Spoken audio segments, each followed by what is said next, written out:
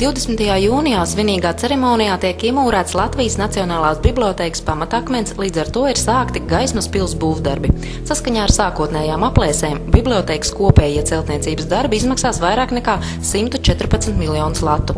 Sākotnējās izmaksas būvnieki bija uzrādījuši nepamatoti augstas, un valsts kontrole jau ir konstatējusi nepamatotu naudas līdzekļu izsaimniekošanu.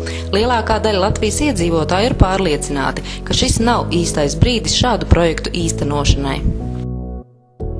24. vispārējā latviešu dziesmu un 14. deju svētki pulcējuši rekordlielu dalībnieku skaitu – 38 601 cilvēku. Turklāt šī dziesmu un deju svētku gājiens arī bijis garākais svētku vēsturē, tas ilga 7 stundas. Organizatori atzina būtiskus trūkumus biļešu tirdzniecībā un tika ierosināts vairākas krimināllietas par spekulāciju ar biļetēm.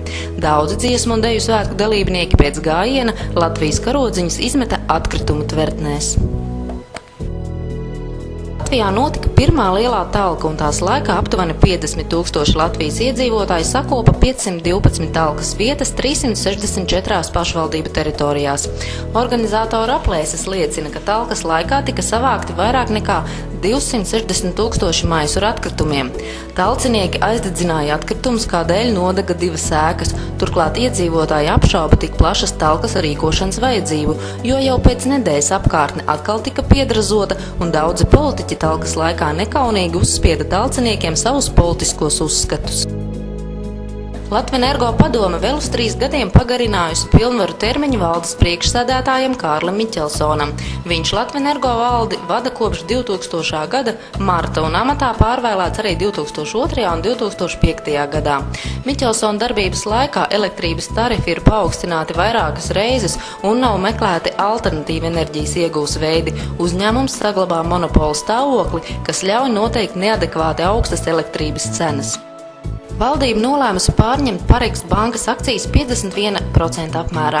Ar šādu lūgumu pie valdības vērsušies bankas lielākie akcionāri Valērijas Kargins un Viktors Krasovīckis, piedāvājot valstī par 2 latiem iegādāties akciju kontrolu paketi, pretī saņemot valsts garantiju bankas sindicētajiem kredītiem. Līdz šim brīdim valsts ir iesaldējusi Pareks bankā 800 miljonus latu nodokļu maksātāju līdzekļu, kā arī pēc pārņemšanas banka katru dienu strādā ar milzīgiem zaudējumiem. Pašreizējais bankas vadītājs atzīst, ka lielākie akcionāri jau ilgstoši ir veikuši riskantus darījumus, kas apdraud bankas stabilitāti.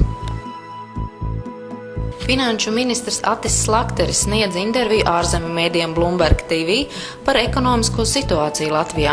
Ministrs intervijā nodemonstrēja savas vājās zināšanas gan finanšu jomā, gan angļu valodā.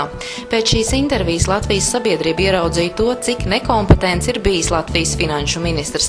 Aktualizējās arī jautājums par to, cik augsts ir intelekta līmenis to Latvijas politiķu aprindās, kuri lemj tautas likteni.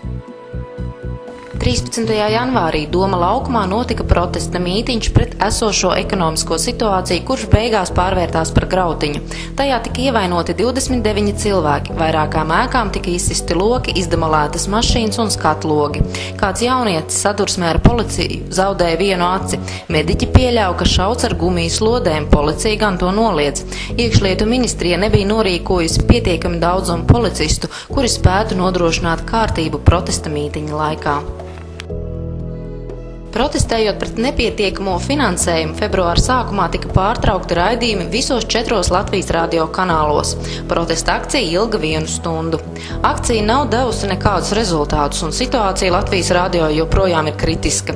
Pastāv iespēja, ka līdzekļu trūkuma dēļ nāksies slēgt 2 no radiokanāliem.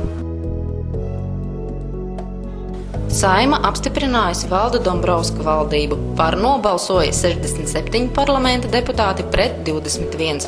Arī jaunajā sastāvā valdība joprojām nav īstenojusi jebkādus ekonomikas atveseļošanas pasākumus, pārsvarā liekot uzsvaru uz izdevumu samazināšanu, kas apdraud ne tikai daudz iedzīvotāju finansiālo stāvokli, bet arī izdzīvošanu.